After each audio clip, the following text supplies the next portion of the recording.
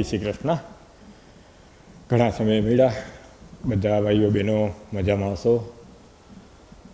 छेल्ला लेक्चर में आपणे शुं भण्या ए भूलाई गयुं होय तो याद देवडावुं छुं कि छेल्ले आपणे विशिष्ट वाहकता अने मोलर वाहकताना दाखला गण्या हता अने एना सूत्रोनी समजूती मेळवी हती।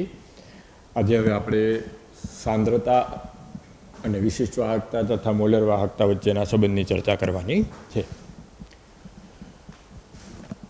तो जो विशिष्ट वाहकतानुं सूत्र आपणे पाछुं रिवाइज करीए तो विशिष्ट वाहकता कप्पा बराबर आम लखी शकाय विष्टम रीतथी मळेला अवरोधनी मददथी मेळवेली वाहकता जी मल्टीप्लाइड बाय जे विद्युत ध्रुवो वाहकता कोषमां आपेला होय ए बे विद्युत ध्रुवो वच्चेनुं अंतर डिवाइडेड बाय जे वाहकता कोषमां विद्युत ध्रुवो छे एनुं आडछेदनुं क्षेत्रफळ।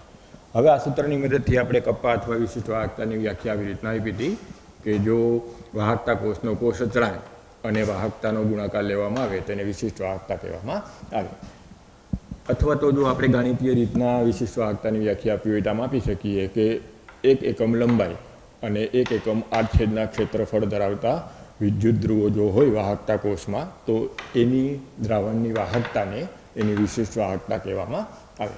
એટલે અત્યારે ધારો કે મેં પોટેશિયમ ક્લોરાઇડનું 1 મોલ જથ્થો લઈ અને 1 લિટર દ્રાવણ બનાવેલું છે, એટલે કે 1000 ઘન સેન્ટીમીટર દ્રાવણ બનાવેલું છે। તો આ KClના દ્રાવણની વિશિષ્ટ વાહકતા એટલે જો આ વ્યાખ્યા ઉપરથી આપણે સમજવું હોય તો આમ સમજી શકાય કે ધારો કે બે વિદ્યુત ધ્રુવ 1 સેન્ટીમીટર અંતરે છે અને એનું આડછેદનું ક્ષેત્રફળ 1 સેન્ટીમીટર છે, તો આ 1 ઘન સેન્ટીમીટરની વચ્ચે જેટલું દ્રાવણ હોય એટલા દ્રાવણની જે વાહકતા હોય એની વિશિષ્ટ વાહકતા કહેવામાં આવે।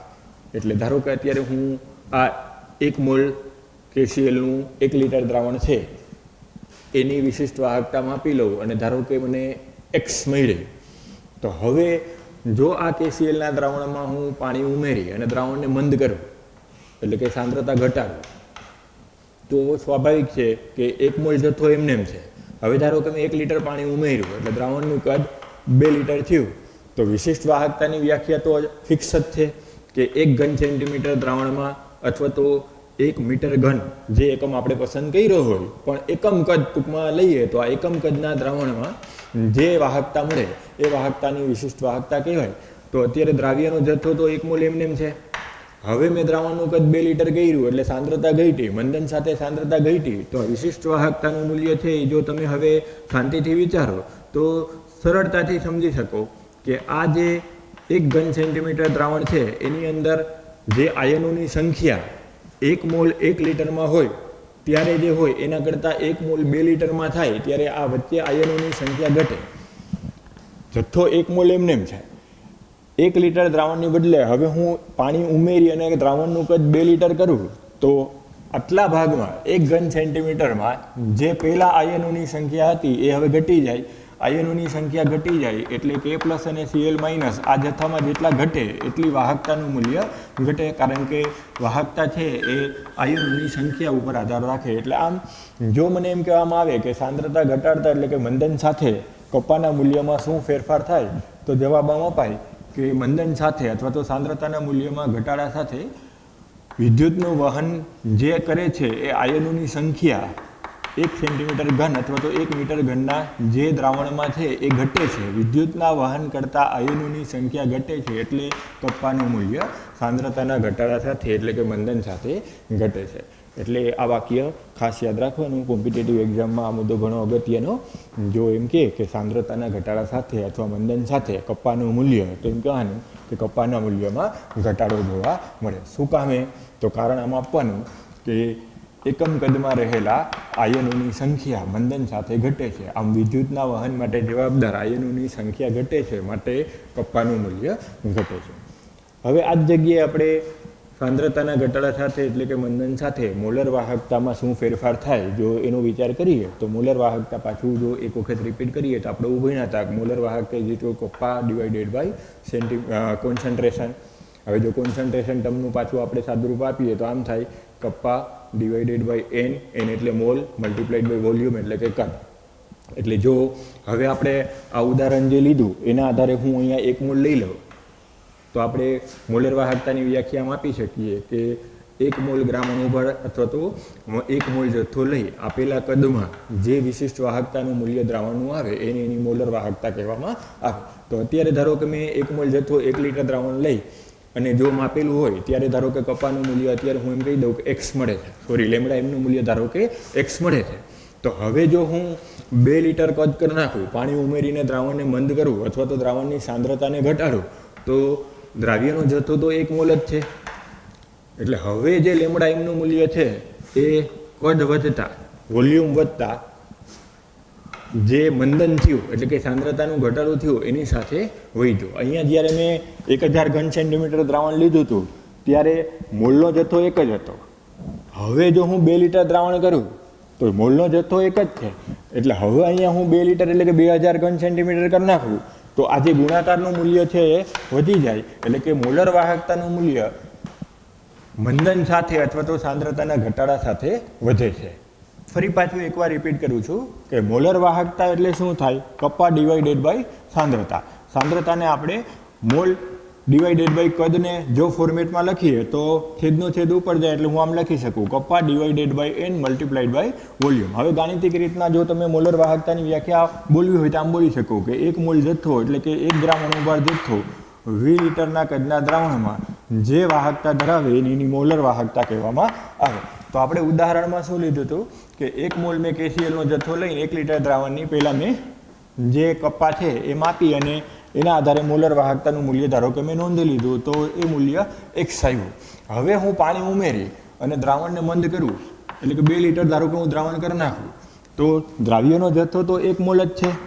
હવે દ્રાવણનું કદ વધાર્યું એટલે આ ગુણાકારનું મૂલ્ય વધશે અને ગુણાકારનું મૂલ્ય વધશે એટલે મોલર વાહકતાનું મૂલ્ય વધશે. એટલે આમ જો વિદ્યુત વિભાજ્યનું દ્રાવણનું મંદન કરવામાં આવે તો વિશિષ્ટ વાહકતા કપ્પાનું મૂલ્ય ઘટે છે, જ્યારે મોલર વાહકતાનું મૂલ્ય મંદન સાથે એટલે કે સાંદ્રતાના ઘટાડા સાથે વધે છે. કારણ કે મોલર વાહકતા એ કદ ઉપર આધાર રાખે છે. તમે મંદન કરવા માટે જેમ જેમ દ્રાવણનું કદ વધારો છો એમ કદના વધારા સાથે મોલર વાહકતામાં વધારો થતો જોવા મળે. તમે એવી દલીલ કરી શકો કે સર મંદન કરતાં કપ્પાનું મૂલ્ય તો ઘટ્યું હોય, તો નો ડાઉટ તમારી વાત સાચી છે કે કપ્પાનું મૂલ્ય ઘટે, પણ કપ્પાના મૂલ્યમાં જે ઘટાડો થાય એના કરતાં કદમાં જે વધારો થાય એ એની સરખામણીએ વધુ પ્રભાવી હોય.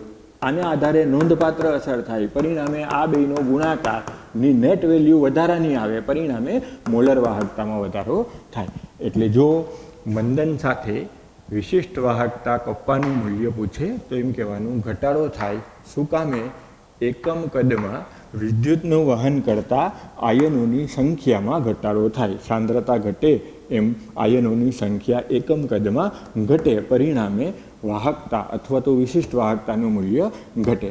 પરંતુ એ જ વખતે જો મોલર વાહકતાની ચર્ચા કરવામાં આવે તો મોલર વાહકતા એટલે 1 ગ્રામ અણુભાર જથ્થો અથવા તો 1 મોલ જથ્થો V કદના દ્રાવણમાં જે વાહકતા દર્શાવે એને મોલર વાહકતા કહેવામાં આવે. તો જો મંદન કરો, દ્રાવણને પાણી ઉમેરી અને સાંદ્રતા ઘટાડતા જાઓ તો દ્રાવ્યનો જથ્થો તો આપણે અહીંયા 1 મોલ લીધો છે વ્યાખ્યા પ્રમાણે. હવે જેમ જેમ કદ વધતું જશે એમ મોલર વાહકતામાં વધારો થતો જશે. હવે એક દલીલ આવી રીતના આપણે કરીએ કે કપ્પાનું મૂલ્ય તો ઘટે છે મંદન સાથે, તો હા એ વાત સાચી કે મંદન સાથે કપ્પાનું મૂલ્ય ઘટે છે, પણ એ ઘટાડા કરતાં આ કદનો વધારો વધુ પ્રભાવી બને. અહીંયા 1000 ઘન સેન્ટીમીટર દ્રાવણ હતું, હવે હું 2 લીટર એટલે કે 2000 ઘન સેન્ટીમીટર દ્રાવણ લઉં તો જે આ ગુણાકારમાં આ આંકડો છે એ કપ્પાના મૂલ્યના ઘટાડા કરતાં ખૂબ વધી જાય, પરિણામે આ ગુણાકારની નેટ વેલ્યુ વધી જાય. પરિણામે એમ કહેવાય કે મંદન સાથે સાંદ્રતાના ઘટાડા સાથે મોલર વાહકતાનું મૂલ્ય વધે છે. એટલે ઘણીવાર કોમ્પિટિટિવ એક્ઝામમાં નીટ અને જીમાં ક્વેશ્ચન પૂછાય છે તો ખાસ યાદ રાખવું આપણને શું પૂછ્યું છે. વાહકતાનું મૂલ્ય પૂછવું હોય મંદન સાથે તો ઘટે છે એમ કહેવાનું, અને જો એમ કહે કે વિશિષ્ટ વાહકતાને બદલે મોલર વાહકતાનું મૂલ્ય તો મંદન સાથે વધારે છે અથવા તો એમાં વધારો થાય છે એવો જવાબ આપવાનો. તો ટેક્સ્ટબુકમાં આ કન્સેપ્ટ થોડુંક કોમ્પ્લિકેટેડ, વાક્યરચના થોડી કોમ્પ્લિકેટેડ કરીને આપી છે. આપણે સિમ્પ્લિફાઈ કરીને વાંચી અને પછી હવે ટેક્સ્ટબુકમાં વાંચી લેવાનું એમાં 2-3 વાક્યમાં જ્યાં ન સમજ પડે ત્યાં આપણી જે એન્ડ્રોઈડ એપ્લિકેશન છે એમાં ક્વેરીનો ઓપ્શન છે, એમાં ક્વેરીમાં લખી નાખશો તો હું તમને મોબાઈલમાં સમજાવી દઈ, અને નહીં તો આપણે જ્યારે સ્કૂલે મળીએ ત્યારે જે 2-3 વાક્ય કદાચ તમને ના સમજાય તો આપણે તે રૂબરૂ સોલ્વ કરી લઈશું. પણ જો સિમ્પ્લિફાઈ કરીને સમજશો તો આ કન્સેપ્ટ જે ટેક્સ્ટબુકમાં છે એ સરળતાથી સમજી શકશો. ખાસ યાદ રાખવાનું કે કપ્પા અને મોલર વાહકતાની વ્યાખ્યા આપણને આવડવી જોઈએ. તો કપ્પાની વ્યાખ્યા આપણે આમ આપી શકીએ કે 1 ઘન સેન્ટીમીટર દ્રાવણમાં અથવા એકમ કદના દ્રાવણમાં વિદ્યુત વિભાજ્યના દ્રાવણની જે વાહકતા હોય એને વિશિષ્ટ વાહકતા કપ્પા કહેવામાં આવે. એવી જ રીતના જો મોલર વાહકતાની વ્યાખ્યા આપણને કોઈ પૂછે તો આ આવડવી જોઈએ કે 1 ગ્રામ અણુભાર જથ્થો અથવા 1 મોલ જથ્થો V લિટર અથવા તો V ઘન સેન્ટીમીટર કે V મીટર ઘન દ્રાવણમાં જે વાહકતા દર્શાવે એને મોલર વાહકતા કહેવામાં આવે. તો મંદન સાથે વિશિષ્ટ વાહકતાનું મૂલ્ય ઘટે છે, જ્યારે મંદન સાથે મોલર વાહકતાનું મૂલ્ય વધે છે. હવે મોલર વાહકતાનું જો વિદ્યુત વિભાજ્યના દ્રાવણ સાથે આપણે એમ કહેતા હોય કે મંદન સાથે એમાં વધારો થાય તો વિદ્યુત વિભાજ્ય 2 પ્રકારના હોઈ શકે, પ્રબળ અને નિર્બળ. તો જો હવે આપણને આવો કોઈ ક્વેશ્ચન પાછો આગળ મોડિફાઈ કરીને પૂછે કે મોલર વાહકતાનો પ્રબળ વિદ્યુત વિભાજ્ય અને નિર્બળ વિદ્યુત વિભાજ્ય સાથે મંદન કરતાં જે ફેરફાર થતો હોય એ સમજાવો. તો હવે આપણે નેક્સ્ટ પોઈન્ટ એ ભણીએ કે મોલર વાહકતાનો પ્રબળ અને નિર્બળ વિદ્યુત વિભાજ્યમાં મંદન સાથે થતો ફેરફાર. તો સૌથી પહેલાં આપણે પ્રબળ વિદ્યુત વિભાજ્ય લઈ અને જો એ ઘટનાને સમજીએ તો ધારો કે KClનું મેં 1 મોલર દ્રાવણ બનાવ્યું. એ KClના 1 મોલર દ્રાવણમાં K+ અને Cl- આયનોને કારણે એની વાહકતા હોય. તો હવે 1 મોલર દ્રાવણની ધારો કે મોલર વાહકતા λm1 છે. હવે જો હું પાણી ઉમેરી અને સાંદ્રતા 0.5 મોલર કરું, એટલે કે કદ બમણું કરી નાખું અને 0.5 મોલર કરું તો આયનોની સંખ્યા એટલી ને એટલી જ છે. કારણ કે 1 મોલ 1 લિટરમાં હતું, હવે 1 મોલ 2 લિટરમાં છે. તો 0.5 મોલર જ્યારે હું KClનું દ્રાવણ બનાવીશ ત્યારે આયનોની સંખ્યા એટલી ને એટલી જ છે. અને પ્રબળ વિદ્યુત વિભાજ્ય હોવાથી આયનીકરણ પહેલેથી જ પૂર્ણ થઈ ગયેલું હોય.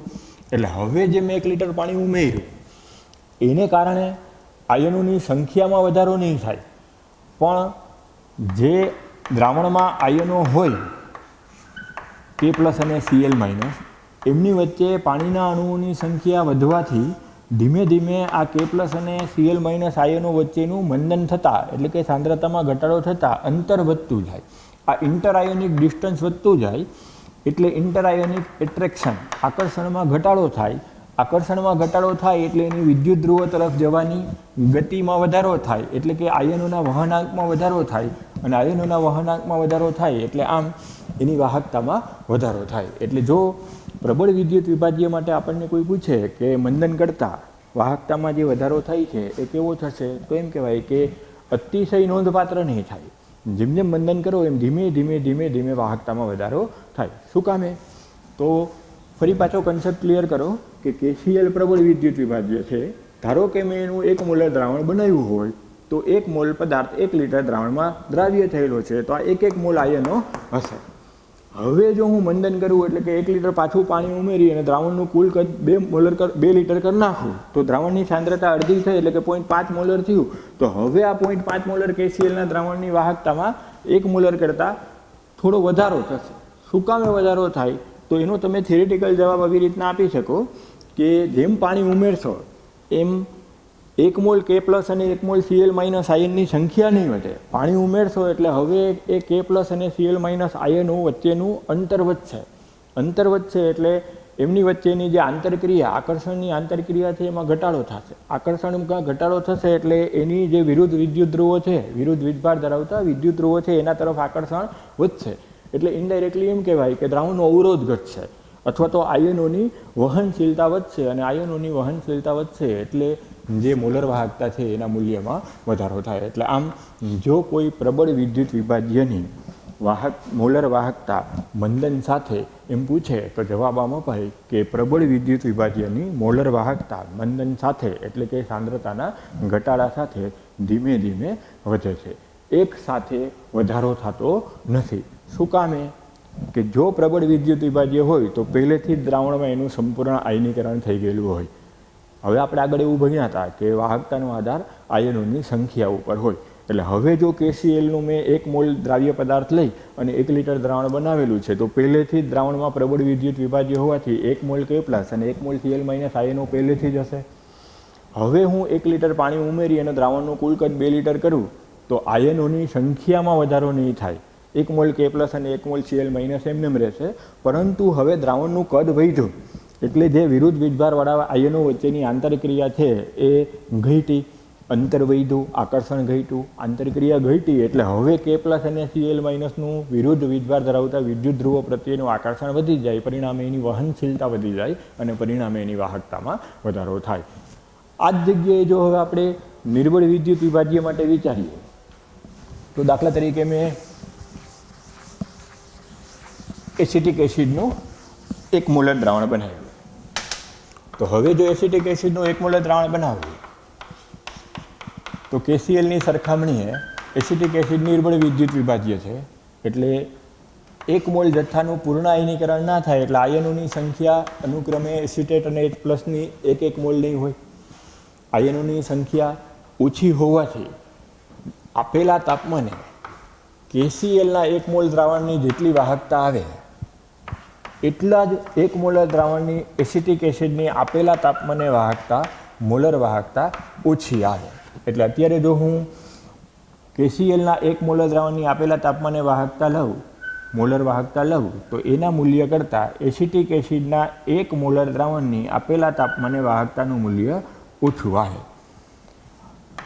ધારો કે હું ગ્રાફ દોરતો હોઉં મોલર વાહકતા અને સાંદ્રતાનો, તો KClની જેટલી સાંદ્રતા હોય એટલી જ સાંદ્રતા એસિટિક એસિડના દ્રાવણની હોય તો પ્રબળ વિદ્યુત વિભાજ્યની મોલર વાહકતા આપેલા તાપમાને એટલી જ સાંદ્રતા ધરાવતા નિર્બળ વિદ્યુત વિભાજ્યના મોલર વાહકતા કરતાં વધારે હોય. શું કામે? કે આમાં પ્રબળ વિદ્યુત વિભાજ્ય હોવાથી આયનોની સંખ્યા વધારે હોય, જ્યારે નિર્બળ વિદ્યુત વિભાજ્ય હોવાથી આમાં આયનોની સંખ્યા ઓછી હોય.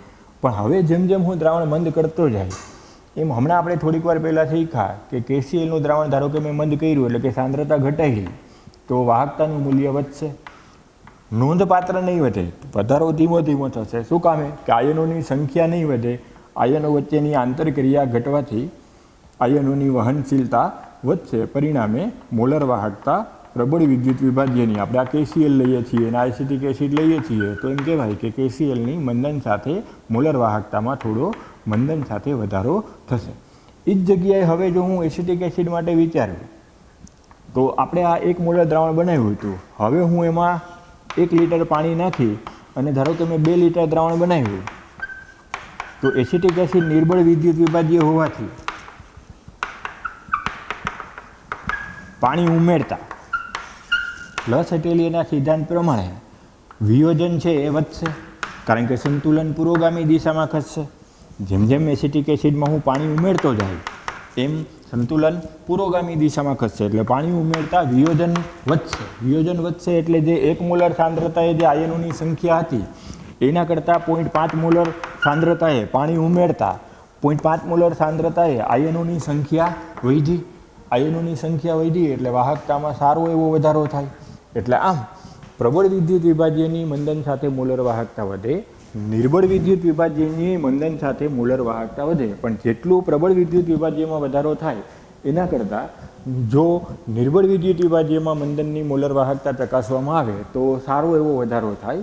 એટલે જો પ્રબળ વિદ્યુત વિભાજ્યની મોલર વાહકતા મંદન સાથે વિચારતા જઈએ તો એનો સંબંધ સૌથી પહેલાં ડી. હકલ, ઉન્સાજર નામના વૈજ્ઞાનિકે આપેલો પ્રબળ વિદ્યુત વિભાજ્યની મોલર વાહકતા અને સાંદ્રતા વચ્ચેનો સંબંધ સૌથી પહેલાં વૈજ્ઞાનિકે આપેલો.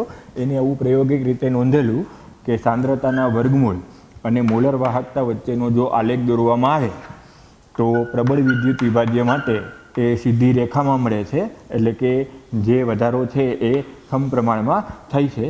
તો હવે જો નિર્બળ વિદ્યુત વિભાજ્ય માટે આપણે આ જ વસ્તુ વિચારીએ તો જેમ જેમ મંદન થતું જશે એમ વાહકતા સીધી લીટીમાં નહીં વધે, સીધો નોંધપાત્ર એક સાથે વધારો થશે. આની જેમ એક ધારો વધારો નહીં થાય. તો એનું કારણ આપણે અહીંયા સમજાવ્યું કે જો દ્રાવણનું મંદન કરવામાં આવે તો નિર્બળ વિદ્યુત વિભાજ્ય માટે આયનોની સંખ્યા વધતી જાય, જેમ જેમ પાણી ઉમેરતો જાય એમ વિયોજન વધતું જશે, વિયોજન વધતું જશે એટલે આયનોની સંખ્યા વધશે, આયનોની સંખ્યા વધશે એટલે જે વાહકતા મોલર છે એ એક સાથે ધીમે ધીમે વધતી જશે. એટલે આમ જો પ્રબળ વિદ્યુત વિભાજ્ય અને નિર્બળ વિદ્યુત વિભાજ્ય માટે મંદન સાથે મોલર વાહકતા તો એક વાક્ય કોમન આવે વધે છે, પરંતુ બેયનો વધારો એક સમાન હોતો નથી. જો પ્રબળ વિદ્યુત વિભાજ્ય માટે વિચારવામાં આવે તો મંદન સાથે મોલર વાહકતા ધીમે ધીમે વધે છે અને સમપ્રમાણમાં વધે છે. જો સાંદ્રતાનું વર્ગમૂળ અને મોલર વાહકતા વચ્ચેનો ગ્રાફ દોરવામાં આવે તો એ પ્રબળ વિદ્યુત વિભાજ્ય માટે સીધી લીટીમાં આવે. સીધી લીટીમાં આવે એટલે y બરાબર mx વત્તા c સમીકરણનું પાલન કરે. જો આપણે એને અત્યારે મોલર વાહકતા અને સાંદ્રતા વડે દર્શાવીએ તો આમ કહેવાય મોલર વાહકતા એટલે લેમડા એમ, એમ એટલે આલેખનો ઢાળ જેને હું એ વડે દર્શાવું, સાંદ્રતાનું વર્ગમૂળ એટલે √c વડે દર્શાવું, ઋણ ઢાળ ધરાવતી રેખા છે એટલે માઇનસ વડે મૂકવું, અને જો આંતરછેદને લઉં તો આ આંતરછેદ અહીંયા હું લઈ અને જો સમજાવું તો આ 0 સાંદ્રતાએ લગભગ શૂન્ય સાંદ્રતાએ મોલર વાહકતા થાય. શૂન્ય સાંદ્રતાએ મોલર વાહકતાને રસાયણ વિજ્ઞાનમાં અનંત મંદને ઇન્ફાઇનાઇટ ડાયલ્યુશનને મોલર વાહકતા કહેવામાં આવે, જેને સીમિત મોલર વાહકતા પણ કહેવાય. લિમિટિંગ વેલ્યુ થઈ ગઈ કારણ કે સાંદ્રતા ક્યારેય ઋણમાં તો ના આવે, એટલે મહત્તમ વેલ્યુ આ થઈ ગઈ એટલે એને લિમિટિંગ વેલ્યુ કહેવાય, અને લિમિટિંગ વેલ્યુને સીમિત શબ્દ વડે દર્શાવાય એટલે આને સીમિત મોલર વાહકતા તરીકે પણ ઓળખાય, જેને સંજ્ઞામાં λ0 m વડે દર્શાવવામાં આવે. એટલે જો પ્રબળ વિદ્યુત વિભાજ્ય માટે ડી/હકલ અંશાજર સમીકરણ સમજાવો આમ કહે તો હકીકતમાં આપણે અત્યારે જે આ પ્રશ્ન ભણી છીએ એ જ થાય, સાંદ્રતા અને મોલર વાહકતા વચ્ચેનો સંબંધ થાય.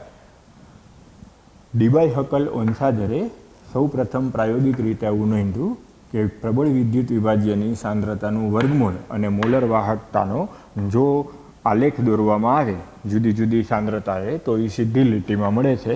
સીધી લીટીમાં મળે છે એટલે y બરાબર mx વત્તા c સ્વરૂપનું પાલન કરે છે. આના ઉપરથી આ ગાણિતિક સમીકરણ જે આવ્યું એને સાંદ્રતા અને મોલર વાહકતા વચ્ચેનો સંબંધ કહેવાય, જેને ડી/હકલ અંશાજર ઇક્વેશન તરીકે ઓળખાય. લેમડા એમને મોલર વાહકતા, એ આપેલા આલેખનો ઢાળ, સી એટલે કોન્સન્ટ્રેશન સાંદ્રતા અને λ0 m એ આલેખનો આંતરછેદ થાય. આ આંતરછેદને જે પદ મળે એને આપણે સીમિત મોલર વાહકતા અથવા તો અનંત મંદને મોલર વાહકતા તરીકે ઓળખીએ છીએ.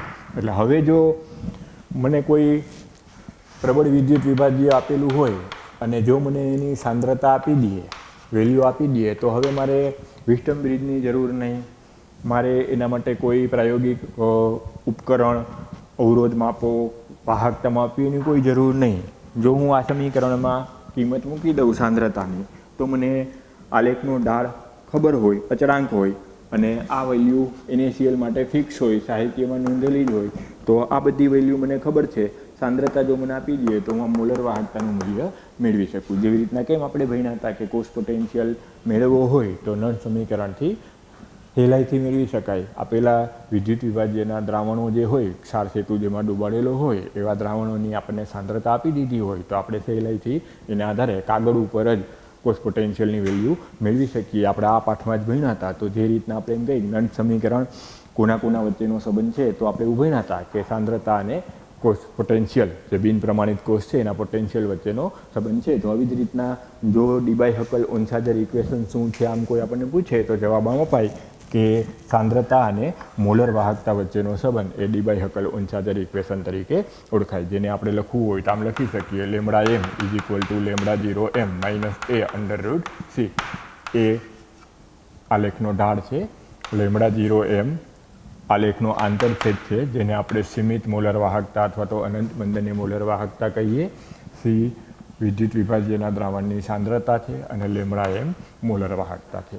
તો હવે જો આના ઉપરથી આપણે વિચારીએ કે સાંદ્રતા ઘટાડતા જઈએ એટલે કે મંદન કરતા જઈએ તો ઋણ ધન થાય, એટલે કે આ વ્યસ્ત પ્રમાણનો નહીં સમપ્રમાણનો સંબંધ થાય કે આ વેલ્યુ ઘટાડીને આગળ એ માઇનસ છે તેમ કહેવાય કે સાંદ્રતા ઘટાડતા મોલર વાહકતાનું મૂલ્ય વધે, એટલે કે મંદન સાથે મોલર વાહકતા વધે છે. તો જો પ્રબળ વિદ્યુત વિભાજ્ય માટે આપણને કોઈ વિદ્યુત વિભાજ્યના દ્રાવણની સાંદ્રતા આપી દેવામાં આવે તો આલેખના ઢાળ એટલે કે અચળાંક અને સાહિત્યમાંથી ઉપલબ્ધ એ વિદ્યુત વિભાજ્યની સીમિત મોલર વાહકતાના મૂલ્ય ઉપરથી આપણે એ વિદ્યુત વિભાજ્યની દ્રાવણની મોલર વાહકતા આપેલી સાંદ્રતાએ કાગળ ઉપર ગણી શકીએ. હવે આમાં એક ખાસ ધ્યાનમાં રાખવાની બાબત એ છે કે જે કોમ્પિટિટિવ એક્ઝામ માટે મોસ્ટ આઈએમપી નોંધી લેજો કે જે આલેખનો ઢાળ છે એ એક જ પ્રકારના ક્ષાર માટે હંમેશા અચળ આવે. ધારો કે પાણી હું એમને દ્રાવક ફિક્સ રાખું અને આપેલા દ્રાવણનું તાપમાન અચળ રાખું અને જો હું NaClના દ્રાવણનો KClના દ્રાવણનો એટલે કે 1:1 ધનાયનની સંખ્યા 1 હોય અને ઋણાયનની સંખ્યા 1 હોય આવા કોઈ પણ 1:1 પ્રકારના ક્ષારના દ્રાવણનો જો હું આ આલેખનો ઉપયોગ કરી અને ઢાળ લઉં તો ઢાળની વેલ્યુ હંમેશા અચળ આવે. એટલે જો ક્યારેક આવું MCQ પૂછે કે NaCl અને KClના બેમાંથી કોનો ઢાળ વધારે હશે તો જો દ્રાવક સમાન હોય અને તાપમાન સમાન હોય તો આલેખના ઢાળનું મૂલ્ય એક સરખું આવે. હા, આલેખના ઢાળની જે વેલ્યુ છે એના આધારે એ ઉપર નીચે થાય કે KClની વાહકતા વધારે હોય કે NaClની ઓછી હોય, એટલે આમ આલેખ છે એ ઉપર નીચે થાય સાંદ્રતાના આધારે, પણ જે ઢાળની વેલ્યુ છે એ કાયમ માટે એક જ પ્રકારના ક્ષાર માટે જો સમાન દ્રાવકમાં દ્રાવણ બનાવેલું હોય અને તાપમાન અચળ હોય તો હંમેશા આલેખનો ઢાળ અચળ આવે. એટલે ફરી પાછું બીજું ઉદાહરણ દઈને સમજાવું. ધારો કે કેલ્શિયમ ક્લોરાઇડ અને મેગ્નેશિયમ ક્લોરાઇડ આપેલું છે તો કેલ્શિયમ ક્લોરાઇડ એટલે 1:2 ક્ષાર થાય, મેગ્નેશિયમ ક્લોરાઇડ એટલે 1:2 ક્ષાર થાય. તો જો હવે પાણી દ્રાવક કોમન રાખું અને તાપમાન એક સરખું રાખી અને જો હું આ આલેખ મેળવું તો કેલ્શિયમ ક્લોરાઇડ અને મેગ્નેશિયમ ક્લોરાઇડના આલેખની વેલ્યુ ઉપર નીચે થઈ શકે, પણ જે એના આલેખનો સ્લોપ છે, ઢાળ છે, એ કાયમ માટે અચળ આવે. એટલે આ ક્યારેક કોમ્પિટિટિવ એક્ઝામમાં આ મુદ્દો પૂછાઈ શકે એવો, એટલે આ ખાસ યાદ રાખો છો કે જો એક જ પ્રકારના ક્ષાર હોય અને એક જ દ્રાવકમાં દ્રાવણ બનાવેલું હોય તો નિયત તાપમાને આ ડી-બાય-હકલ-ઓન્સાજર ઇક્વેશનમાં જે આ અચળાંક છે એ અચળાંકની વેલ્યુ હંમેશા એક સરખી જોવા મળે. હવે આ જ વસ્તુને એસિડિક એસિડ માટે પાછું વિચારીએ કે જો મંદન કરીએ તો નિર્બળ વિદ્યુત વિભાજ્ય માટે જે આ આલેખ છે એ વક્ર મળે છે, એક સરખો વધારો નથી, ધીમે ધીમે ધીમે ધીમે વધારો એક સાથે વધતો જાય તો પરિણામે આલેખ સીધી લીટીમાં મળતો નથી. એટલે આમ જો ડી-બાય-હકલ-ઓન્સાજર ઇક્વેશન નિર્બળ વિદ્યુત વિભાજ્ય માટે લાગુ પાડવું હોય તો અત્યારે આપણે એનો ઉપયોગ કરી શકીએ નહીં, કારણ કે જો અત્યારે હું આલેખનો ઢાળ મેળવવા જાઉં તો આપેલી સાંદ્રતાએ આલેખનો ઢાળ આપણે સ્પર્શકની મદદથી મેળવી શકીએ, પરંતુ વક્ર હોવાથી આલેખ ક્યારેય આ અક્ષને છેદશે નહીં, આ અક્ષને છેદશે નહીં, એટલે આમ આંતરછેદ મળશે નહીં, આંતરછેદ મળશે નહીં, એટલે આ પદનું મૂલ્ય નિર્બળ વિદ્યુત વિભાજ્ય માટે આપણને આ ડી-બાય-હકલ-ઓન્સાજર ઇક્વેશનમાં ન મળે. એટલે આમ આ ઇક્વેશનથી જેવી રીતના હું પ્રબળ વિદ્યુત વિભાજ્યની સાંદ્રતા આપેલી હોય તો હું મોલર વાહકતાની વેલ્યુ કાગળ ઉપર ગણી શકું, એ જ રીતના અત્યારે મને નિર્બળ વિદ્યુત વિભાજ્ય આપેલું હોય અને એની સાંદ્રતા આપી હોય તો એ કિંમત હું અહીંયા મૂકું. આલેખનો ઢાળ પણ ચાલો હું વક્રનો સ્પર્શકની મદદથી આપેલી સાંદ્રતાએ ઢાળ લઈને અહીંયા ઢાળની વેલ્યુ પણ ધારો કે મૂકી શકું, તો આ બે વેલ્યુ મને મળી જાય. પણ આંતરછેદ ક્યારેય ન મળે, કારણ કે વક્ર હોવાથી આ અક્ષને ક્યારેય છેદશે નહીં, આ અક્ષને ક્યારેય છેદશે નહીં, એટલે આંતરછેદ નહીં મળે. આંતરછેદ નહીં મળે એટલે અનંત મંદને મોલર વાહકતાનું મૂલ્ય અથવા સીમિત મોલર વાહકતાનું મૂલ્ય નિર્બળ વિદ્યુત વિભાજ્ય માટે આલેખની મદદથી મેળવી શકાતું નથી. એટલે પાછું હતું એની આવ્યા કે જો આપણે સાંદ્રતા અને મોલર વાહકતા વચ્ચેના સંબંધનો ઉપયોગ કરીને કાગળ ઉપર જ જો મોલર વાહકતા આપેલા દ્રાવણની મેળવી લેવી હોય તો આ સમીકરણનો ઉપયોગ કરી શકતા હોય, તો એમાં પાછી મર્યાદા આવી ગઈ કે પ્રબળ વિદ્યુત વિભાજ્ય માટે જ આ સમીકરણનો ઉપયોગ થાય, નિર્બળ વિદ્યુત વિભાજ્ય માટે આ પદ સીમિત મોલર વાહકતાનું આપણે આલેખની મદદથી મેળવી શકીએ નહીં. તો એટલે નિર્બળ વિદ્યુત વિભાજ્ય માટે આ સમીકરણ અત્યારે હાલમાં આપણે વ્યવહારુ નથી એમ કહીએ. તો હવે એનો ઉકેલ કેમ મેળવવો? જો નિર્બળ વિદ્યુત વિભાજ્ય માટે આપણને અનંત મંદને મોલર વાહકતાનું મૂલ્ય કાગળ ઉપર મળી શકતું હોય અને આપણે ગણી શકતા હોય તો ડેફિનેટલી નિર્બળ વિદ્યુત વિભાજ્ય માટે પણ આપણે આ સમીકરણનો ઉપયોગ કરી આપેલી સાંદ્રતાએ મોલર વાહકતાનું મૂલ્ય કાગળ ઉપર જ ગણી શકીએ.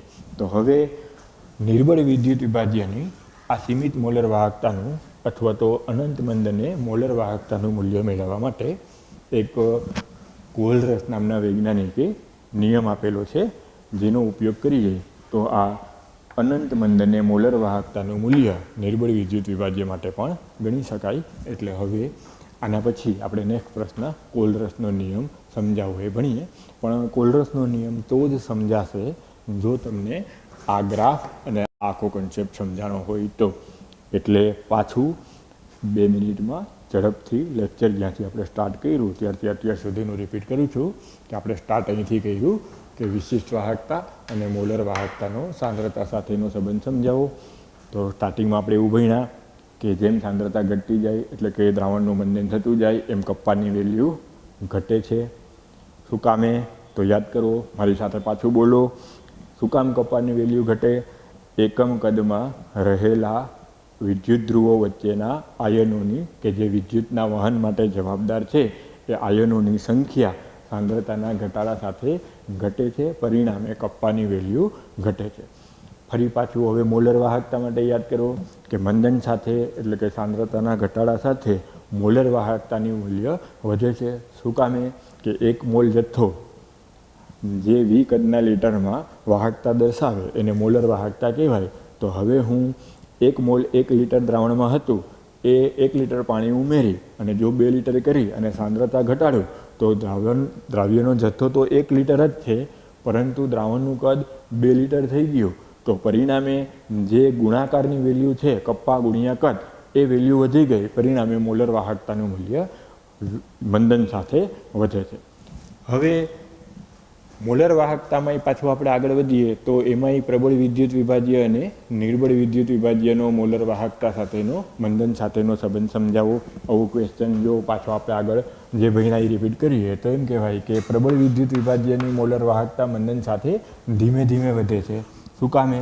કે જેમ જેમ મંદન કરતા જાય એમ પ્રબળ વિદ્યુત વિભાજ્યમાં આયનીકરણ પહેલેથી જ પૂર્ણ થયું હોય એટલે મંદન સાથે આયનોની સંખ્યા વધતી નથી, પરંતુ આયનોની વહનશીલતા વધે છે આંતરક્રિયા ઘટવાને સાથે. પરિણામે મોલર વાહકતા ધીમે ધીમે વધે છે. જો પ્રાયોગિક રીતે સાંદ્રતા અને મોલર વાહકતા વચ્ચેનો ડી-બાય-હકલ-ઓન્સાજરના સમીકરણની મદદથી સમજાવીએ તો આલેખ સાંદ્રતાના વર્ગમૂળ વિરુદ્ધ મોલર વાહકતાનો જો લેવામાં આવે તો KCl જેવા પ્રબળ વિદ્યુત વિભાજ્ય માટે એ સીધી લેખામાં મળે છે, જેને આ ગાણિતિક સમીકરણથી દર્શાવી શકાય.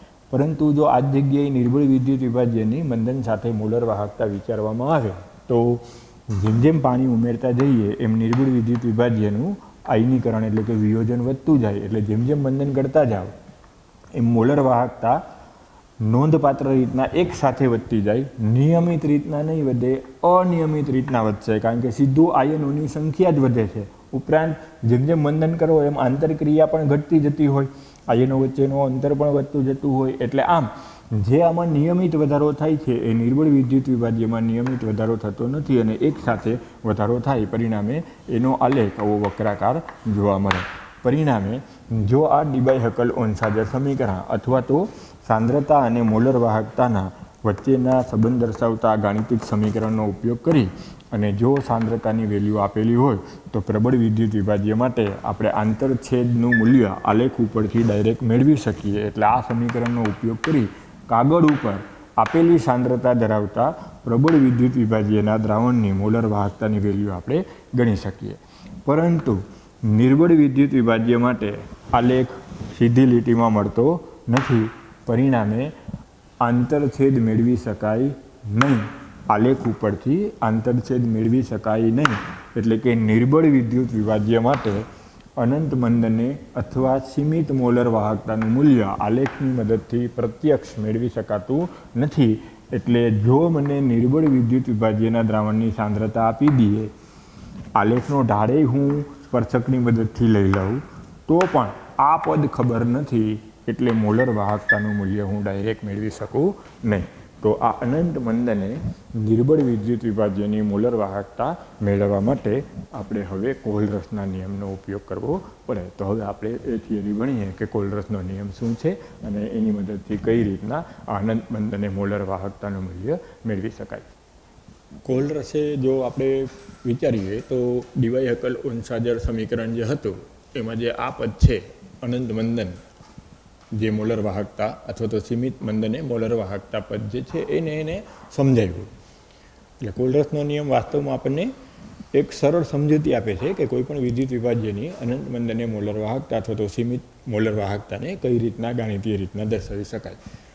કોલરસે ઘણા બધા પ્રબળ વિદ્યુત વિભાજ્યના અનંત મંદને મોલર વાહકતાની વેલ્યુ આપેલા દ્રાવકમાં આપેલા તાપમાને માપી અને કેટલાક પ્રયોગોના અવલોકનો પરથી જે તારણ કાઢ્યું એ તારણને કોલરસનો સ્વતંત્ર અભિગમનો અથવા સ્વતંત્ર નિર્ગમનનો સિદ્ધાંત કહેવામાં આવે. એને આમ સમજાયું કે જેમ જેમ આપણે મંદન કરતા જઈએ એમ પ્રબળ વિદ્યુત વિભાજ્યની વાહકતા નિયમિત રીતના વધે છે અને આ સીધી લીટીમાં વધે છે. તો આ આંતરછેદનું મૂલ્ય જે આપણે મેળવીએ એ આંતરછેદનું મૂલ્ય જે સીમિત મોલર વાહકતાનું મૂલ્ય મળે છે એ વાસ્તવમાં આવી રીતના દર્શાવી શકાતું હોવું જોઈએ. જેમ જેમ આપણે પાણી નાખતા જઈએ એમ આયનો એકબીજાથી દૂર જાય તો અનંત મંદને આયનો વચ્ચેનું અંતર અનંત થાય. આયનો વચ્ચેનું અંતર અનંત થાય તો આયનોનું એકબીજા ઉપરનું આકર્ષણ શૂન્ય થાય, એટલે કે અવરોધ શૂન્ય થાય, એટલે કે એની વાહકતા મહત્તમ થાય, લિમિટિંગ વેલ્યુ થઈ જાય અને પરિણામે આપણે એને સીમિત મોલર વાહકતા નામ આપ્યું હતું. તો એના મત પ્રમાણે કોલરસે આવી રીતના સમજાવ્યું કે જેમ જેમ પાણી ઉમેરતા જઈએ એમ વાહકતા વધતી જાય છે. તો શું કામે? તો પ્રબળ વિદ્યુત વિભાજ્ય માટે આયનો વચ્ચેની આંતરક્રિયા વધતી જાય છે, ઘટતી જાય છે, અંતર વધતું જાય છે, એટલે કે આપણે ભૌતિક વિજ્ઞાનની ભાષામાં અવરોધ ઘટતો જાય છે. તો અનંત મંદને શું પરિસ્થિતિ હોવી જોઈએ? તો એમ કહેવાય કે આયનો વચ્ચેનું અંતર અનંત છે, એટલે કે એમની વચ્ચેનું આકર્ષણ ન્યૂનતમ છે, એટલે કે એમની વચ્ચે જે આંતરક્રિયા છે એ ન્યૂનતમ છે. એટલે જે આયનોની વાહકતા છે પ્રબળ વિદ્યુત વિભાજ્યને કારણે જલીય દ્રાવણમાં ઉત્પન્ન થતા આયનોની વાહકતા જે છે એ વાહકતાનો કુલ સરવાળો એ પ્રબળ વિદ્યુત વિભાજ્યની વાહકતા બરાબર થવો જોઈએ. એટલે હું શું કહેવા માગું છું કે મેક્સિમમ અંતરે છે એટલે કે પ્લસનું કોઈ આકર્ષણ Cl માઇનસ ઉપર નથી, Cl માઇનસનું કોઈ આકર્ષણ કે પ્લસ ઉપર નથી, બેયનો એકબીજાનો અવરોધ નથી, એટલે બેયની પોતપોતાની વાહકતા કે પ્લસ આયનની પોતાની સ્વતંત્ર વાહકતા અને Cl માઇનસની પોતાની સ્વતંત્ર વાહકતા બેયનો સરવાળો એ મોલર વાહકતા અનંત મંદને એ વિદ્યુત વિભાજ્યની હોય એ બરાબર થવું જોઈએ. અનંત મંદન એટલે કોલરસના મત પ્રમાણે પ્રબળ વિદ્યુત વિભાજ્ય, ધારો કે હું KCl લઉં છું તો KClની અનંત મંદને મોલર વાહકતાનું મૂલ્ય એટલે કે પ્લસ આયનની પોતાની સ્વતંત્ર વાહકતા અને Cl માઇનસની પોતાની સ્વતંત્ર મોલર વાહકતાનો સરવાળો એ કે પ્લસ KClની મોલર વાહકતા બરાબર થવો જોઈએ. કારણ કે અનંત મંદને કે પ્લસ અને Cl માઇનસ એકબીજાથી અનંત અંતરે છે, બેયનો એકબીજા ઉપર કોઈ જાતનું આંતરક્રિયા એટલે કે આકર્ષણ લાગતું નથી.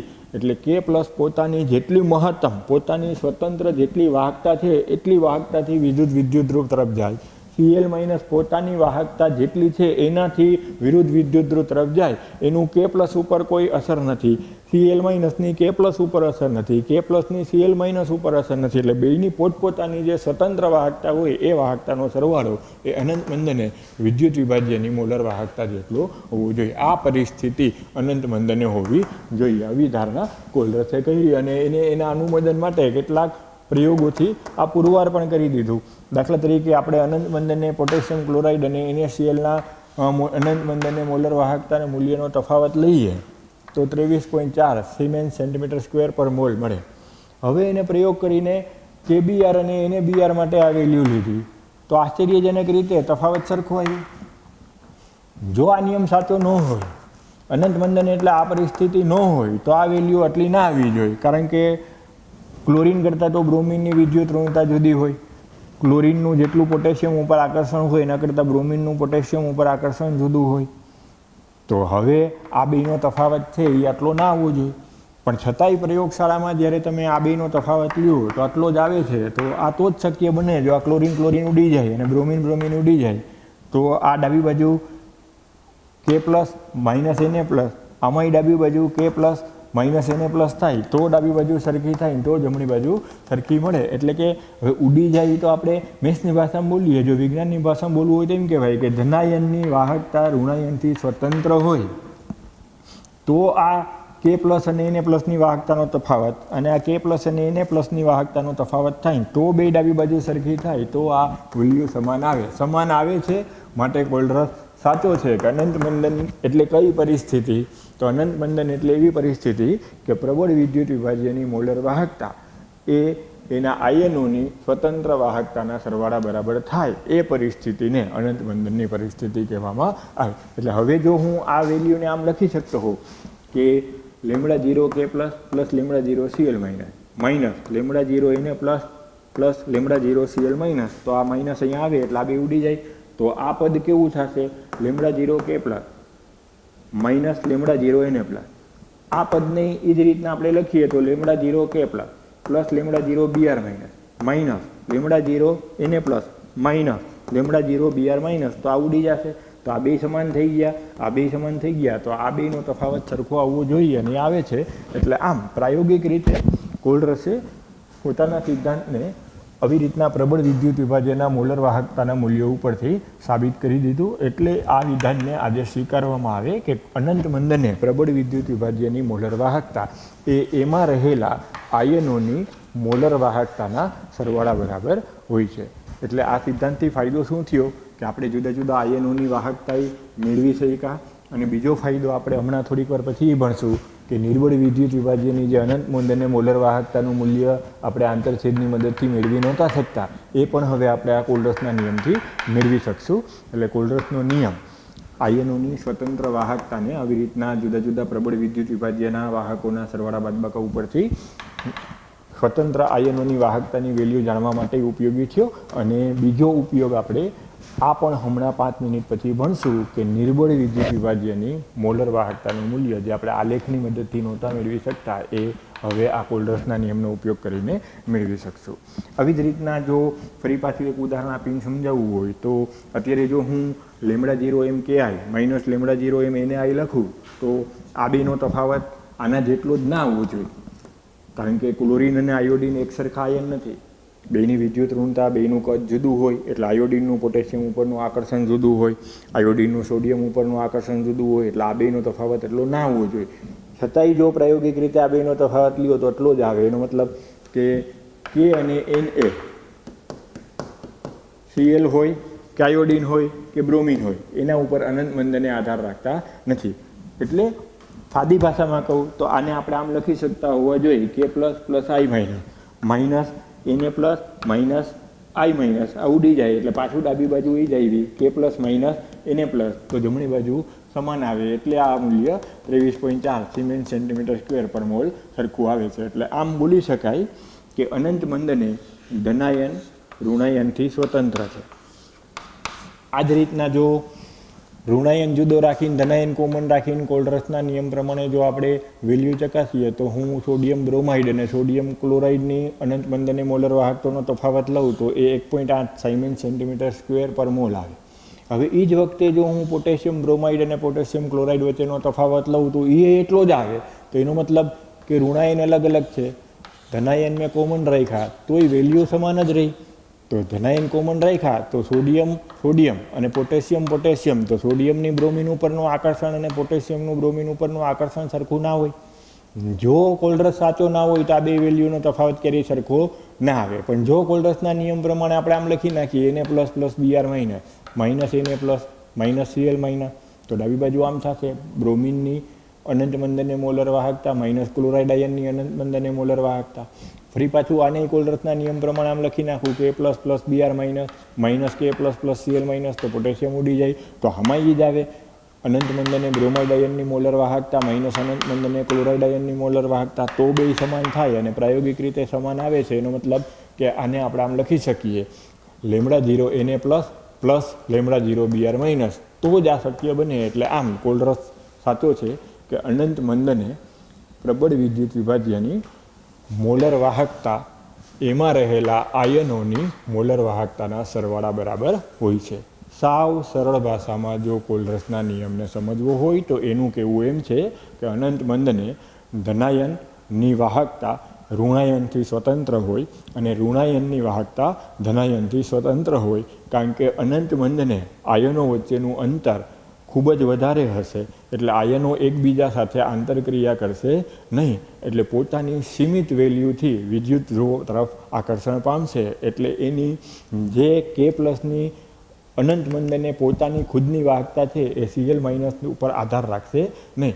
જ્યારે Cl- જે પોતાની વાહકતા છે એ K+ ઉપર આધાર રાખશે નહીં.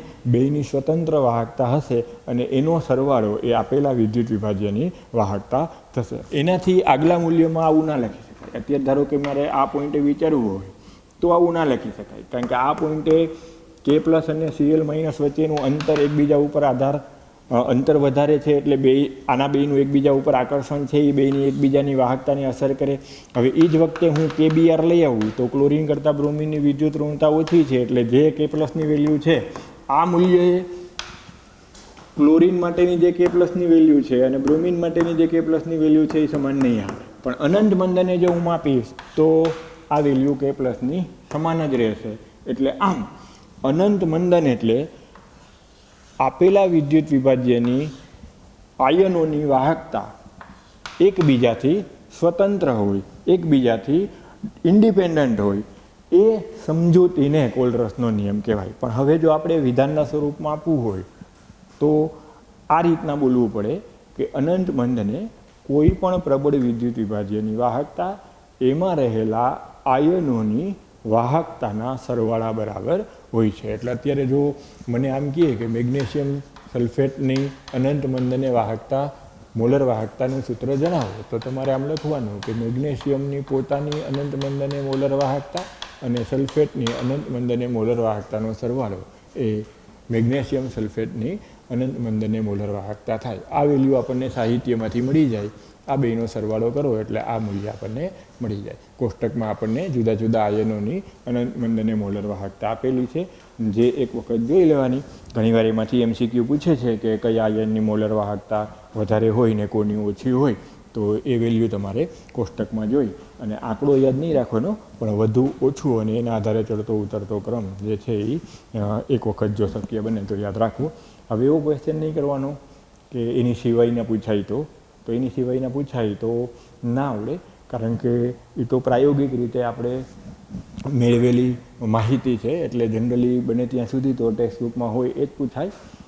છતાંય જો તમારે આમ વાહકતાના મૂલ્યોની અંદાજિત સરખામણી કરવી હોય તો જેમ વીજભાર વધારે હોય, જેમ કદ નાનું હોય, જેમ કદ મોટું હોય એમ વાહકતાના મૂલ્યોમાં ફેરફાર થાય. તો એ જ્યારે આપણે જુદા જુદા પેપર કાઢતા હોય હું ત્યારે એમાં પૂછી લઈશ અને ત્યારે એ તમને ડીપમાં સમજાવી દઈશ. પણ અત્યારે તો પાઠ્યપુસ્તકમાં જેટલી વેલ્યુ છે એટલી ખાલી એક વખત જોઈ અને કોનું મૂલ્ય વધારે છે અને કોનું મૂલ્ય ઓછું છે જો એટલું યાદ રહીએ તો એ ઘણું એમ માની અને એટલી વસ્તુની તૈયારી કરી નાખો.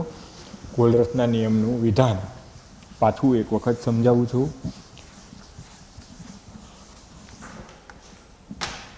અનંત મંદને પ્રબળ વિદ્યુત વિભાજ્યની મોલર વાહકતા એમાં રહેલા આયનોની વાહકતાના સરવાળા બરાબર હોય છે. આ નિયમને આયનોના સ્વતંત્ર અભિગમ અથવા તો સ્વતંત્ર નિર્ગમનનો સિદ્ધાંત કહેવામાં આવે. ખાસ ધ્યાન રાખવાનું કે આખા વિદ્યુત વિભાજ્યની મોલર વાહકતાને કેપિટલ λ0m વડે દર્શાવાય અને જ્યારે આયનોની તમે વાહકતા લખતા હો ત્યારે એને સ્મોલ λ0 વડે દર્શાવવામાં આવે. એટલે જ્યારે મેં સ્મોલ λ0m કર્યું હોય ત્યારે એ આયનની વાહકતા હોય, કેપિટલ λ0m કર્યું હોય ત્યારે એ આખા વિદ્યુત વિભાજ્યની વાહકતા હોય. એટલે ખાસ આ યાદ રાખવાનું કે કેપિટલ λ0m પ્રબળ વિદ્યુત વિભાજ્ય માટે અથવા તો નિર્બળ વિદ્યુત વિભાજ્યના સંપૂર્ણ સંયોજન માટે કેપિટલ વપરાય. આયનોની વાહકતાને દર્શાવવા માટે સ્મોલ λ0mનો ઉપયોગ કરવામાં આવે. હવે ઘણીવાર એવું બને કે આવી રીતના એક જેમ એક સાર ના હોય. માનો કે કેલ્શિયમ ક્લોરાઇડ છે તો હવે મને આમ આપી દઈએ કે કેલ્શિયમ ક્લોરાઇડની મોલર વાહકતા કેટલી થશે, તો હવે કોલરસના નિયમ પ્રમાણે તમે આમ કહી શકો કે કેલ્શિયમની અનંત મંદને મોલર વાહકતા અને ક્લોરિનની અનંત મંદને મોલર વાહકતા. અહીં 2 ક્લોરિન છે એટલે એને 2 વડે ગુણી અને તમારે લખવું પડે. એટલે આમ જો કોઈ પણ વિદ્યુત વિભાજ્ય તમને આપેલું હોય અને એમ હોય કે λ0m એ x by એને કોલરસના નિયમ પ્રમાણે લખો તો તમારે હવે આમ લખવું પડે x સ્મોલ એ છે એટલે x λ0a વત્તા y λ0b અને કોલરસના નિયમનું ગાણિતિક સમીકરણ કહેવામાં આવે. ઘણી બધી વાર રિપીટ કર્યું, કંટાળો આવતો હશે, પણ છતાંય આ કન્સેપ્ટ થોડોક અગત્યનો છે એટલે વારંવાર બધા પદમાં 2-3 વાર રિપીટ કરીને બોલું છું, કંટાળતા નહીં. પાછું એકવાર બોલું છું. કોલરસનો નિયમ શું? પ્રબળ વિદ્યુત વિભાજ્યની અનંત મંદને મોલર વાહકતા એમાં રહેલા આયનોની અનંત મંદને મોલર વાહકતાના બેઝિક સરવાળા બરાબર હોય છે. આ નિયમને કોલરસના નિયમ તરીકે ઓળખાય. કોલરસના નિયમને પાછું બોલું છું કે આયનોના સ્વતંત્ર અભિગમ અથવા તો સ્વતંત્ર નિર્ગમનનો સિદ્ધાંત પણ કહેવાય. શું કામે કે એના મત પ્રમાણે અનંત મંદને ધનાયનની વાહકતા ઋણાયનથી અને ઋણાયનની વાહકતા એના ધનાયનથી સ્વતંત્ર હોય છે. એની પહેલાંના કોઈ પણ સાંદ્રતાના વેલ્યુએ આ વસ્તુ શક્ય ના બને, કારણ કે એ વખતે આયનો વચ્ચેની આંતરક્રિયા શૂન્યવત હોતી નથી. એટલે મેં તમને સમજાવ્યું કે ભાઈ KClની અહીંયા વાહકતા અને KIની વાહકતા હોય તો જ્યારે આયોડિન હોય ત્યારે પોટેશિયમની વાહકતાનું એ જ સાંદ્રતાએ મૂલ્ય અને ક્લોરિન હોય ત્યારે પોટેશિયમની એ જ સાંદ્રતાએ વાહકતાનું મૂલ્ય સમાન ના હોય. પણ અનંત મંદને આ મૂલ્ય સમાન હોય એટલે કે પોટેશિયમ ક્લોરિન અને આયોડિનથી સ્વતંત્ર થઈ જાય. એ સમજૂતીને કોલરસનો નિયમ કહેવામાં આવે, જેને આપણે ગાણિતિક રીતના આવી રીતના દર્શાવી શકીએ.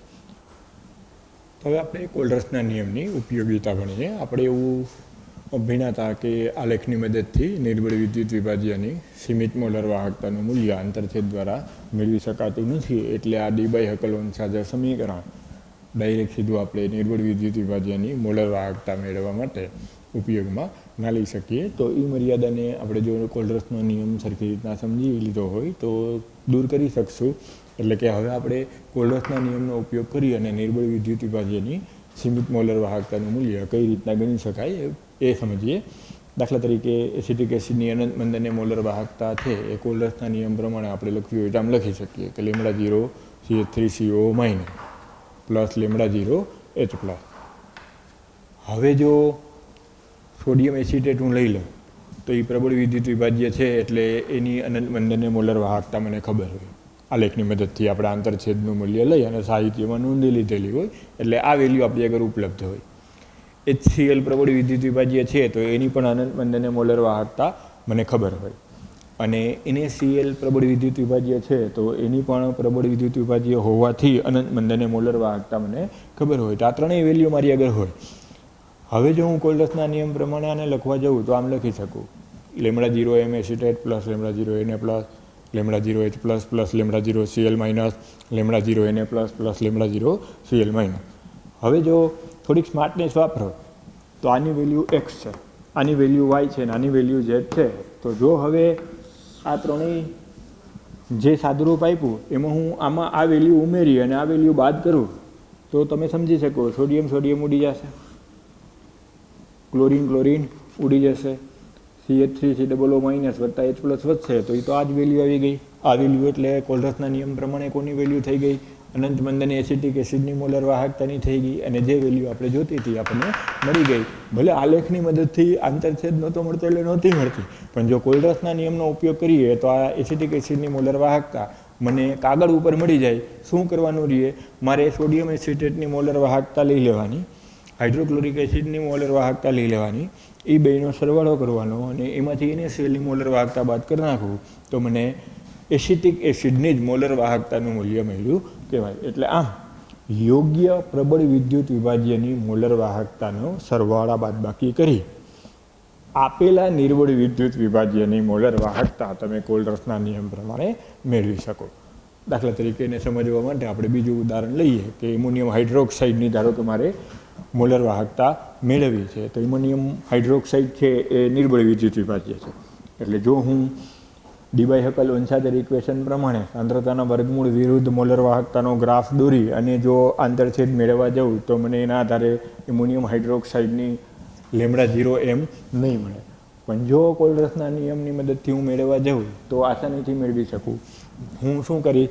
એમોનિયમ ક્લોરાઇડ પ્રબળ વિદ્યુત વિભાજ્ય છે એટલે એની મોલર વાહકતા સાહિત્યમાંથી લઈ લે. NaOH પ્રબળ વિદ્યુત વિભાજ્ય છે એટલે એની અનંત મંદને મોલર વાહકતા એ મારી પાસે હોય.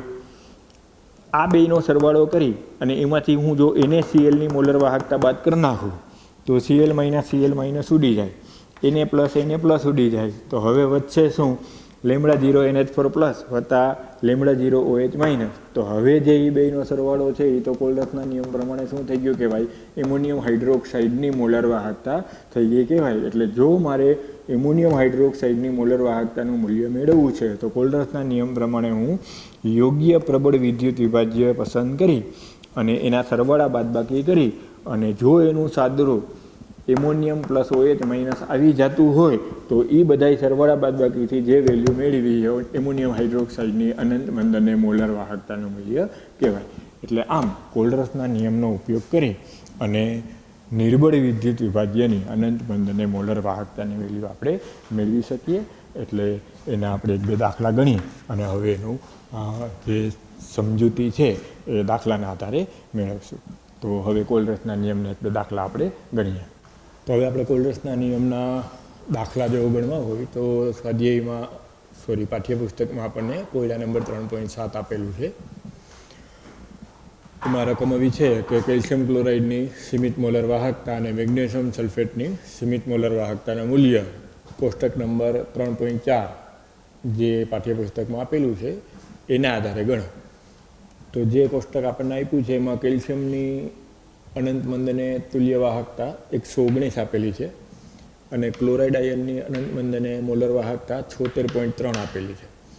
તો કેલ્શિયમ આયનની મોલર વાહકતા અને ક્લોરાઇડ આયનની મોલર વાહકતાના મૂલ્ય જે કોષ્ટક નંબર 3.4માં છે એનો ઉપયોગ કરી અને જો હવે કોલ્ડર્સના નિયમ પ્રમાણે આપણે વિચારીએ તો કેલ્શિયમ ક્લોરાઇડની સીમિત મોલર વાહકતા આમ થાય કેલ્શિયમ આયનની સીમિત મોલર વાહકતા વત્તા 2 વખત ક્લોરાઇડ આયનની સીમિત વાહકતા. એટલે હવે એ બે વેલ્યુનો જો હું ટોટલ કરી નાખું તો આપણને જવાબ 271.6 સાયમેન્સ સેન્ટીમીટર સ્ક્વેર પર મોલ મળે.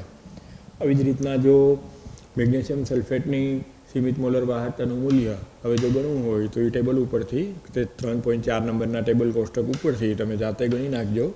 મેગ્નેશિયમની આયનની સ્વતંત્ર વાહકતા આપણને આપી દીધી છે, સલ્ફેટની સ્વતંત્ર વાહકતા આપી દીધી છે. એટલે કોલ્ડર્સના નિયમ પ્રમાણે ખાલી બેનો સરવાળો કરવાનો થાય.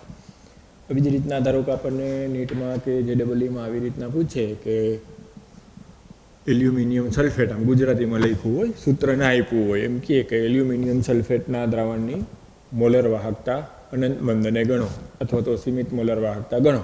તો આપણને જે ડેટા હોય એમાં એલ્યુમિનિયમ આયન અને સલ્ફેટ આયનની λ0m અનુક્રમે આપી દીધી હોય તો હવે એલ્યુમિનિયમ સલ્ફેટના સૂત્ર ઉપરથી Al2SO4 થ્રાઇસ ઉપરથી કોલ્ડર્સના નિયમ પ્રમાણે આપણે આમ લખી શકીએ 2 વખત એલ્યુમિનિયમ +3ની સીમિત મોલર વાહકતા વત્તા 3 વખત સલ્ફેટ આયનની સીમિત મોલર વાહકતા. પછી જે જવાબ આવે એ જવાબ આપણે લખવાનો થાય. એટલે આમ 1 માર્કમાં ગુજરાત બોર્ડના ગુજકેટના પેપરમાં અથવા નીટમાં અથવા JEEમાં આવી રીતનો ક્વેશ્ચન આવી શકે.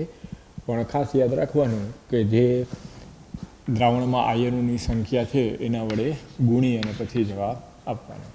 હા, એમાં અતિશય નોંધવાની બાબત ખાસ IMP નોટ કે જો તુલ્ય વાહકતાના મૂલ્ય આપી દીધા હોય, ટૂંકમાં λ0 ઇક્વિવેલન્ટ એલ્યુમિનિયમ +3 આપી દીધું હોય અને λ0 ઇક્વિવેલન્ટ SO4 -2 આપી દીધું હોય અને એમ કીધું હોય કે અનંત મંદને મોલર વાહકતા ગણો, તુલ્ય વાહકતા એલ્યુમિનિયમ સલ્ફેટની ગણો, તો એમાં ડાયરેક્ટ સીધું 2 આયનોની તુલ્ય વાહકતાનો સરવાળો જ અનંત મંદને તુલ્ય વાહકતા થાય. કારણ કે તુલ્ય વાહકતા વખતે તો આ 2 તેરી 6 વડે ભાગીને જ સીધો જવાબ લખ્યો હોય, 3 દુ 6 વડે ભાગાકાર કરીને જે તુલ્ય દળ આવ્યું હોય એના આધારે જવાબ લખ્યો. એટલે તુલ્ય વાહકતા કીએ ખાસ યાદ રાખવાની, જો તુલ્ય વાહકતાની વેલ્યુ આપી હોય, એલ્યુમિનિયમ આયનની તુલ્ય વાહકતા સીમિત એટલી અને સલ્ફેટ આયનની તુલ્ય વાહકતા સીમિત એટલી, તો તુલ્ય વાહકતા આપી હોય ને એમ કીધું હોય કે સીમિત તુલ્ય વાહકતા એલ્યુમિનિયમ સલ્ફેટ માટે ગણો, તો જે વાહકતાની વેલ્યુ આપી હોય એનો ડાયરેક્ટ સરવાળો જ કરી નાખવાનો.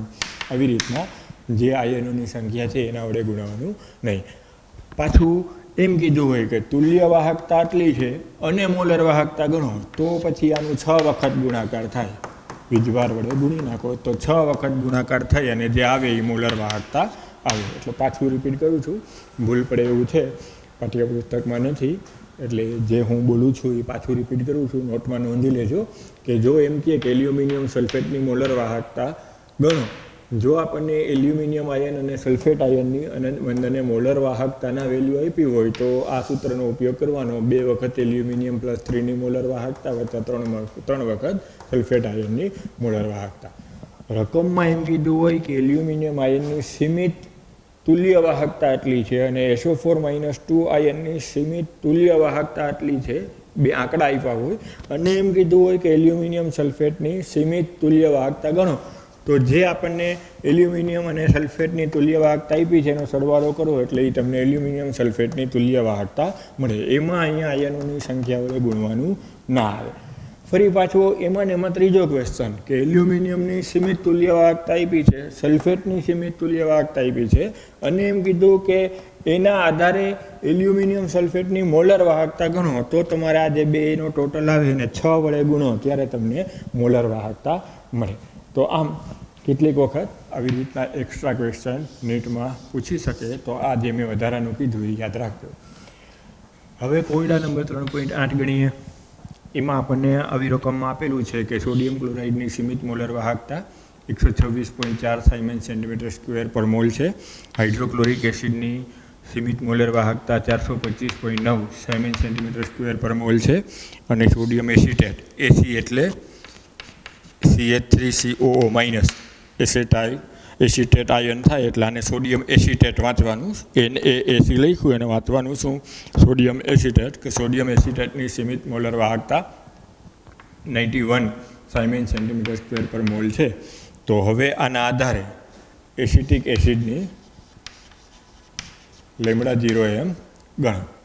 તો હવે કોલરસના નિયમ પ્રમાણે જો આપણે વિચારીએ તો λ0 સોડિયમ એસિટેટ એટલે આમ થાય λ0 એસિટેટ વત્તા λ0 Na+. HCl માટે આમ થાય λ0 H+ પ્લસ λ0 Cl- અને NaCl માટે આમ થાય λ0 Na+ વત્તા λ0 Cl-. હવે એસિટિક એસિડ એટલે CH3COO- વત્તા H+. એટલે આ બે આપણે જોઈએ છે. સોડિયમ આયન કેન્સલ થઈ જવું જોઈએ. તો આ પ્લસ છે તો આ માઇનસ કરી નાખું તો સોડિયમ કેન્સલ થઈ જાય. આ પ્લસ છે માઇનસ કર્યું એટલે કે ક્લોરીન કેન્સલ થઈ જાય. તો હવે આ ભાગ વધે, આટલો ભાગ વધે એ એસિટિક એસિડની સીમિત મોલર વાહકતાનું મૂલ્ય થાય. એટલે હવે એનો મતલબ એમ થયો કે સોડિયમ એસિટેટની જે સીમિત મોલર વાહકતા છે એમાં HClની સીમિત વાહકતા ઉમેરી દઉં અને એ બેના સરવાળામાંથી NaClની મોલર વાહકતા સીમિત જે આપી છે એ બાદ કરી નાખું તો જે વેલ્યુ મળે એ એસિટિક એસિડની સીમિત મોલર વાહકતાનું મૂલ્ય થાય. તો આવી રીતના આપણને નીટમાં કે JEEમાં કે ગુજકેટમાં ઘણીવાર આ પ્રકારના દાખલા પૂછાયેલા છે કે કોઈ એક નિર્બળ એસિડ અથવા નિર્બળ બેઝની સીમિત મોલર વાહકતાનું મૂલ્ય માંગ્યું હશે અને એના અનુસંધાનમાં કેટલાક પ્રબળ વિદ્યુત વિભાજ્યના સીમિત મોલર વાહકતાના મૂલ્ય આપી દીધા હશે. તો આપણે શું કરવાનું? યોગ્ય સરવાળો બાદબાકી કરી અને આ વિદ્યુત વિભાજ્ય આવી જાય એવી રીતના પસંદગી કરી અને સરવાળો બાદબાકી એ વેલ્યુના કરવાના. તો એ જે જવાબ ફાઇનલ આવે એ આ આપેલા નિર્બળ વિદ્યુત વિભાજ્યની સીમિત મોલર વાહકતાનું મૂલ્ય દર્શાવે. તો કોયડા નંબર 3.8 તમે હોમવર્કમાં ગણી લેજો. તો આજે આપણે જે ભણ્યા છે કોલરસનો નિયમ ભણ્યા, પછી ડી-બાય-હકલ-વંશાજર સમીકરણ જોયું, સાંદ્રતાના ઘટાડા સાથે અથવા તો મંદન સાથે વિદ્યુત વિભાજ્યની વિશિષ્ટ વાહકતા અને મોલર વાહકતામાં શું ફેરફાર થાય જોયું. તો એ બધી જે ચર્ચા આજે જે કરી છે એ ટેક્સ્ટબુક પ્રમાણે ન વાંચતા મેં તમને જે સમજાવ્યું એ પ્રમાણે નોટ કરી અને પછી પાઠ્યપુસ્તકમાં વાંચજો. કેટલાક વાક્યમાં ટેક્સ્ટબુકમાં પ્રિન્ટિંગ મિસ્ટેક છે અથવા તો અમુક વસ્તુ તમને ડાયરેક્ટ સીધી સમજાવી નથી. એ તમે જ્યારે ફેસ ટુ ફેસ આવશો ત્યારે વાક્યની સમજૂતી તમને આપી દઈ કે આમાં આમ કહેવા માગે છે. એટલે સીધું પાઠ્યપુસ્તક ખોલીને ન બેસતા પહેલાં લેક્ચરનું 2-3 વાર રિવિઝન કરી અને પછી ચોપડી વાંચજો. સૌથી પહેલાં શું વાંચવાનું થશે આજે? વિદ્યુત વિભાજ્યના દ્રાવણની વિશિષ્ટ વાહકતા અને મોલર વાહકતાનું સાંદ્રતામાં થતા ફેરફાર સાથે થતો ફેરફાર. તો વાહકતાનું મૂલ્ય એટલે કે વિશિષ્ટ વાહકતાનું મૂલ્ય મંદન સાથે એટલે કે સાંદ્રતાના ઘટાડા સાથે ઘટશે, જ્યારે મોલર વાહકતાનું મૂલ્ય વધશે. પહેલાં એટલો ટોપિક વાંચી અને એ જુદો પાડ દેવાનો. પછી બીજો ટોપિક આ વાંચવાનો કે જેમ જેમ મંદન થાય એમ પ્રબળ વિદ્યુત વિભાજ્યની મોલર વાહકતામાં વધારો કેવો અને કેવી રીતના થાય. તો એ એક વાક્યમાં પૂરું કરી નાખવાનું કે પ્રબળ વિદ્યુત વિભાજ્યની મંદન સાથે મોલર વાહકતા ધીમે ધીમે નિયમિત રીતના વધે છે. સાંદ્રતા અને મોલર વાહકતા વચ્ચેનો સંબંધ ડી.હકલ ઓન્સાજર નામના વૈજ્ઞાનિકે આપ્યો, જેનો ગ્રાફ સીધી લીટીમાં આવે છે, એટલે y બરાબર mx વત્તા c સમીકરણને અનુસરે છે. એના આધારે જે સમીકરણ આવ્યું એને ડી.હકલ ઓન્સાજર સમીકરણ કહેવાય. Lambda m is equal to lambda 0m minus અચળાંક a √c, જેને સાંદ્રતા અને મોલર વાહકતા વચ્ચેનો સંબંધ કહેવાય. પ્રબળ વિદ્યુત વિભાજ્ય માટે આલેખ સીધી લીટીમાં આવે છે, એટલે આલેખનો ઢાળ અને આંતરછેદ એટલે કે સીમિત મોલર વાહકતા આલેખ ઉપરથી જ નક્કી થઈ શકે. એટલે આ સમીકરણ ઉપરથી ફાયદો એ થાય કે કાગળ ઉપર આપણે જો આપેલા વિદ્યુત વિભાજ્યના દ્રાવણની સાંદ્રતા જાણતા હોય તો ડાયરેક્ટ સીધું મોલર વાહકતાનું મૂલ્ય આપેલી સાંદ્રતાએ ગણી શકીએ. આપણે વિસ્ટમ બ્રિજની જરૂર ના પડે, આપણે અવરોધ માપવાની જરૂર ના પડે. ડાયરેક્ટ કાગળ ઉપર આપણને ગણતરીથી લેમડા એમ આપેલી સાંદ્રતા માટે મળી જાય. પછી આગળ વધવાનું, એટલો ટોપિક વાંચી ટેક્સ્ટબુકમાં, પછી આગળ વધવાનું કે નિર્બળ વિદ્યુત વિભાજ્યની મોલર વાહકતાનો સાંદ્રતાના ફેરફાર સાથે થતો ફેરફાર. તો નિર્બળ વિદ્યુત વિભાજ્યની જ્યારે મોલર વાહકતા સાંદ્રતાના ફેરફાર સાથે આપણે અભ્યાસમાં લઈએ ત્યારે એમાં વધારો નિયમિત નહીં થાય, એક સાથે થશે. એટલે આમ આલેખ સીધી લીટીમાં નહીં મળે, આલેખ વક્રાકાર મળશે. એ વક્રાકાર આલેખ મળશે એટલે આપણે એમ કહી શકીએ કે જો મને નિર્બળ વિદ્યુત વિભાજ્યની સાંદ્રતા આપી દીધી હોય તો હું ડી.હકલ ઓન્સાજર સમીકરણ ઉપરથી જે આપણે સમીકરણ લખ્યું હતું કે લેમડા એમ બરાબર lambda 0m minus a √c ઉપરથી લેમડા એમ નહીં મેળવી શક્યું, કારણ કે આલેખ વક્ર મળે છે એટલે લેમડા 0mની વેલ્યુ આલેખ ઉપરથી મેળવી શકાશે નહીં. તો એના માટે પછી આપણે આગળ વધ્યા કે તો કોલરસનો નિયમનો જો ઉપયોગ કરીએ તો પ્રબળ વિદ્યુત વિભાજ્યના જે મોલર વાહકતાના સીમિત મોલર વાહકતાના મૂલ્યો હોય એના ઉપરથી આપણે નિર્બળ વિદ્યુત વિભાજ્યની લેમડા 0m ગણી શકીએ. અને હવે તો એનો મતલબ એમ થાય કે જો લેમડા 0m મળી ગયું તો મને એસિટિક એસિડનું જો સાંદ્રતા આપેલી હોય, લેમડા 0mનું મૂલ્ય આપણે ગણી લઈએ, આલેખના ઢાળની આપણને ખબર હોય, આ બે અચળાંક આપણને ખબર હોય, તો સાંદ્રતા ઉપરથી આપણે ડાયરેક્ટ આપેલી સાંદ્રતાએ નિર્બળ વિદ્યુત વિભાજ્યની મોલર વાહકતા પણ કાગળ ઉપર ગણી શકીએ. તો આટલા પોઈન્ટ વાંચવાના. 3 માર્કમાં કોલરસનો નિયમ ઘણીવાર બોર્ડની પરીક્ષામાં પૂછાયેલો છે, એટલે કોલરસનો નિયમ જુદો 2-3 વાર લખી અને પાકો કરી નાખવાનો. એનું વિધાન ખાસ યાદ રાખવાનું. અનંત મંદને વિદ્યુત વિભાજ્યની સીમિત મોલર વાહકતા એમાં રહેલા આયનોની સીમિત મોલર વાહકતાના બેઝિક સરવાળા બરાબર હોય છે. દાખલા તરીકે એલ્યુમિનિયમ સલ્ફેટની મોલર વાહકતા એલ્યુમિનિયમ આયન અને સલ્ફેટ આયનની મોલર વાહકતાના બેઝિક સરવાળા બરાબર હોય છે. આ વાહકતાના મૂલ્યો સાહિત્યમાંથી આપણે ઉપલબ્ધ કરી શકીએ. એટલે આમ સરવાળો બાદબાકી કરી અને આ વેલ્યુ જાણી શકીએ. જેનો આપણે દાખલો આપણે ગણ્યો એ પાછો હોમવર્કમાં એકવાર ગણી લેજો. અને સ્કૂલ ચાલુ નથી એવું મેં આની પહેલાંય તમને આગળ સમજાવ્યું હતું કે એવું માનીને જરાય વીક પડવાનું નથી, ઢીલા પડવાનું નથી. ભણવામાં એની અસર સ્કૂલ ચાલુ છે કે બંધ છે એના હારે નિસ્બત નથી. લેક્ચર ચાલુ છે અને ક્લાસરૂમ ચાલુ છે એવું માની અને જે દરરોજનું દરરોજ કામ કરતા રહેશે, સાથે રહેશે, ટેમ્પો જાળવી રહેશે, કોન્ફિડન્સ રાખશે અને કાંઈ પેન્ડિંગ નહીં રાખે, એ લોકોને અનબિલિવેબલ ફાયદો થશે. આખા ઇન્ડિયામાં આપણે તો ગુજરાત આરે કોમ્પિટિશન છે એટલે આખા ગુજરાતની હાલત આ જ છે.